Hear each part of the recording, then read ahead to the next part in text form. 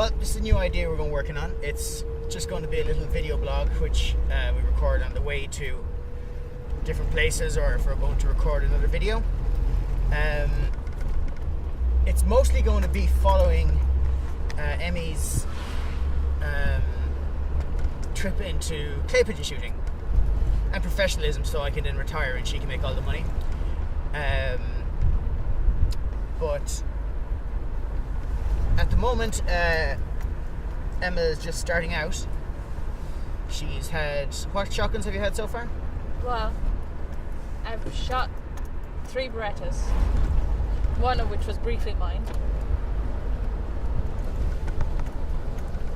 but it had to be returned to the dealer because of various faults. Yeah, it was old. It was an S55? 55. An S55, the...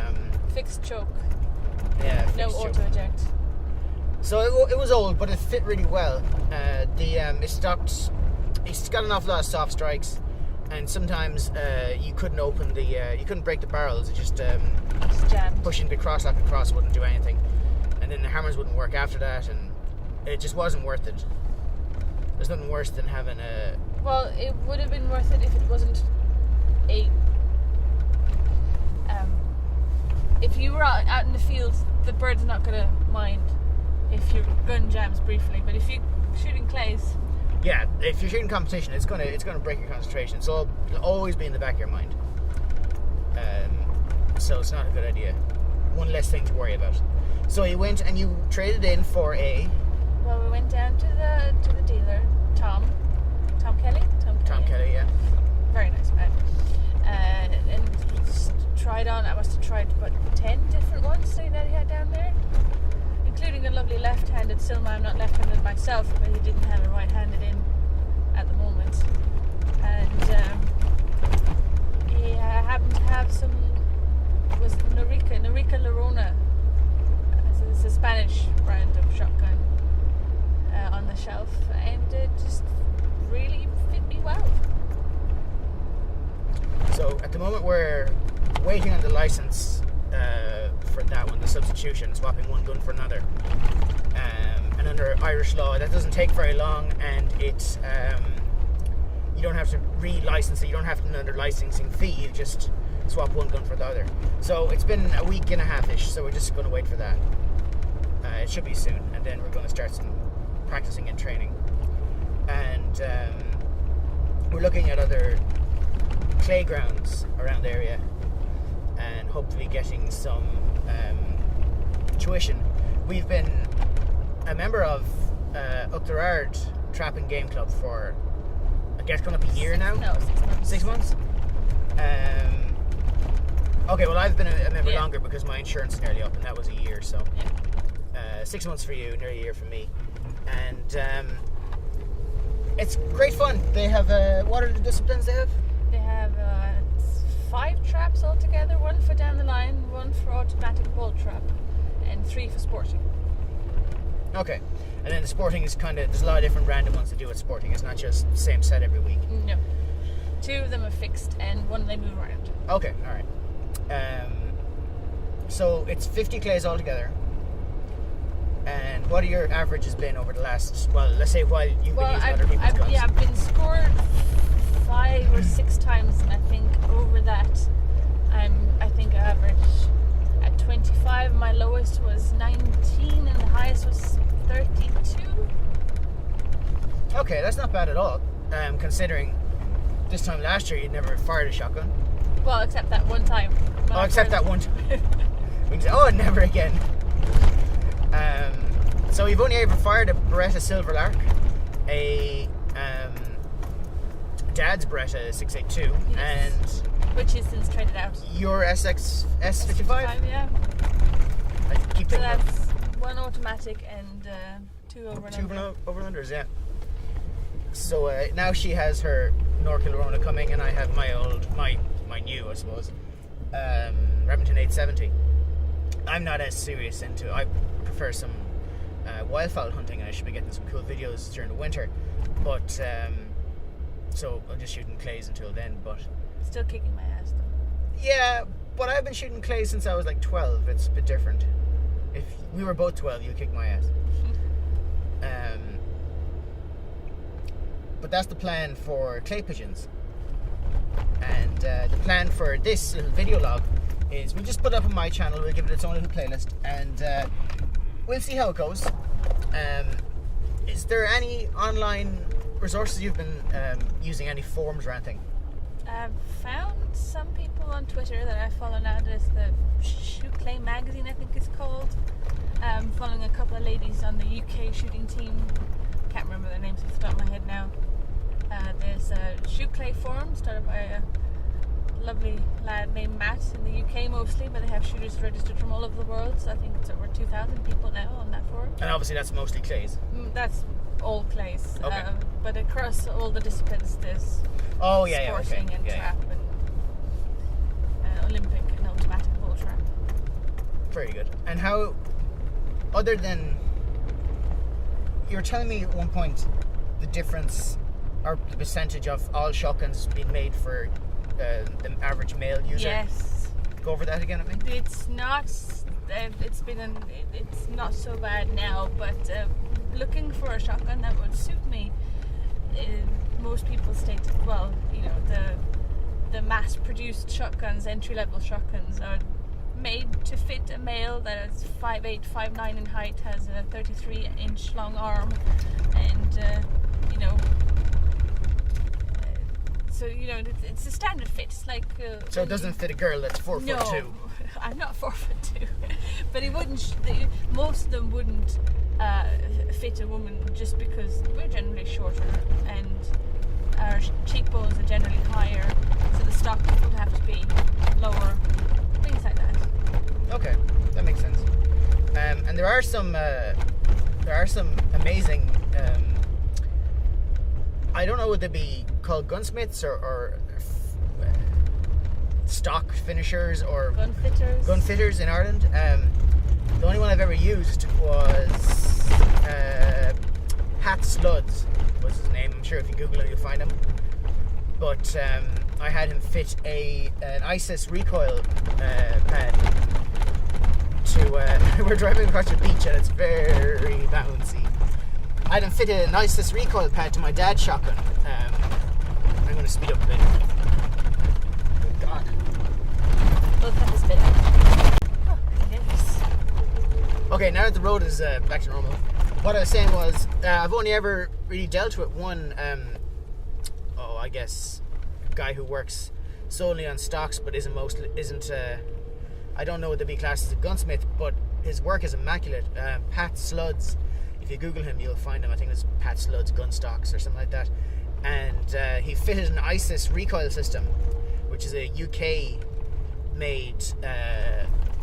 It's I think it's a hydraulic piston. It's not pneumatic. It's a hydraulic piston and some return springs, and it takes the kick out of a shotgun by slowing it down before it hits your shoulder. And it's meant for people with arthritis. Yeah, it's meant to make it give it less of a sharp bang. It's a weird system. You push it in with your hand. It doesn't seem like it does much. Like when you push in one of the limb savers, like they feel really spongy. This doesn't feel like anything. But because it is hydraulic, the more pressure you put against it, the more it reacts. So it does the job really well. But that's the only time I've ever dealt with anyone that works in guns that wasn't, I guess, what you'd call a rifle smith, because I'm mostly rifles myself.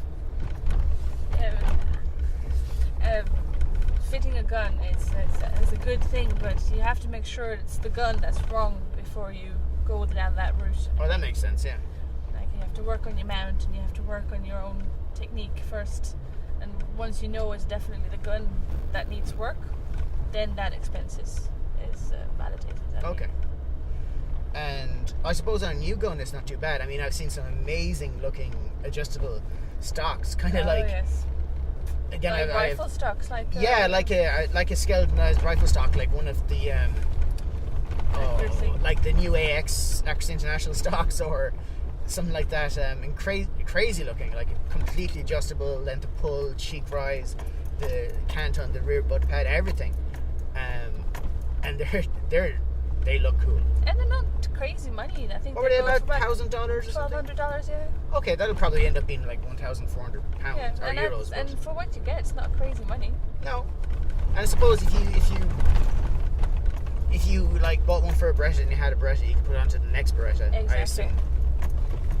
So that's kind of handy. I guess it's kind of like buying an expensive rifle chassis like the AX or one of the MDT chassis or any of those really, the Whiskey 3. You buy the chassis and you build a rifle off that. It's a good starting point, I suppose. Which I find interesting, because you think of rifles as being very, you will definitely get your money's worth the more money you put into it, whereas shotguns are seen as a bit of a more slapdash, not very precise, no finesse kind of weapon. That's what I originally thought, but the more I do it, the more wrong I realize I was. Of course they're not like pinpoint accurate as but because they don't do the same distance. I mean, No. What are you looking at, 25 yards? No. 35 yards? I think the effectiveness is about 70, depending on... Oh yeah, but would you shoot clays at 70 yards? No. No, I mean, okay. like, as effective range, depending on yeah. cartridge, it's 70. But the spread of the grain of, Yeah. of a normal bird cartridge or whatever, that distance is massive and hard to control, and the wind would have a lot more effect over A lot more. because they travel. I imagine you can get subsonic, but I think they just break the speed of sound in a standard gun, like 28-inch gun or whatever. And I don't even know what kind of Muzzle velocity? no, not the muzzle velocity, but the recommended length for a standard clay gun. Like, is there a size is too short where you won't get a full burn from the cartridge on a standard cartridge, like a 28 gram or whatever, or whatever? Because a lot of people shoot 30s, 31s, and 28s. I think my brother has the 26 Silver Lark. It's very short, I but think so some disciplines recommend that the barrel length is recommended to be longer, like 32-inch for skeet, I think. okay. But it depends on how you... That is also a gun fit thing. Depends on how you swing your gun. If it's too long for you, it's going to be harder for you to move about. So That makes sense. So I've seen a lot of pivots people and all talking that. about how, is it worth holding on to a gun even if it breaks down often? And they say if it fits you really, really well, then it's definitely worth hanging on to. Okay. If you shoot better with it, but it depends on yourself, I suppose, and how much disposable income you have. And I imagine shotgun shooting is every bit as expensive as rifle shooting. I mean, I know shotguns in the top end, the fancy things. Oh, the fancy. What was the name of that really fancy one you seen? Oh, it was Kolar, I think. Kolar. It was a piece of art. I didn't even want to check the price on that one. I mean, I know there's Berettas out there that are 30,000, and Perazzi's. yeah, you're not going to get a Remington. I mean, I'm sure you can get a complete custom build with a lovely inlay and everything. That's 30,000, but I think on average, for average user, if you're doing clays, the shotgun might be more expensive than an average rifle. Yeah, well... But it is cheaper to run. Remember I general. asked you what the difference is from an entry-level gun up to Yeah. the really expensive ones. And you say it's just the tolerances. Yeah, that's it, yeah. I mean, the easiest way to explain it is closing the door on a really nice car versus closing the door on an old bucket. They sound different. And when you close the chamber on a nice Beretta or something like that, my dad's old Beretta, the 682 Sport E or something like that was, that sounded lovely. But then there's some cheap guns out there that just sound like you're banging two cans together. But then again, a professional clay shooter will always shoot better no matter what gun they have. Well, yeah, practice and skill and time. Yeah. I see a lot of rabbits. Oh yeah, I do too. So, we're going to... I might stick this up on a podcast cloud as well, but basically it'll just be some nattering on while we're on the way to different videos to record, or if we're going hunting, or even, I don't know, just driving around. But, we'd like your feedback. So if you have any questions or comments, or if you can answer any of our questions, which is probably very possible. It's a big rabbit. And a little rabbit. You have a new Twitter account. Yes, Mrs. MRAD, at Mrs. MRAD. Spell that? MRAD. Oh, MRSMRAD. Okay. And that'll go straight to Emma's Twitter. And of course, you have your own one as well. yeah, I have. I don't know what it is. I think it's RELKO99, which is my old YouTube name. But you can send them to Emma because she's the one that this is all dedicated to. So if you have any questions or you can answer any of our questions, please get in contact. So for now, we're almost at the range. So we will see you next time.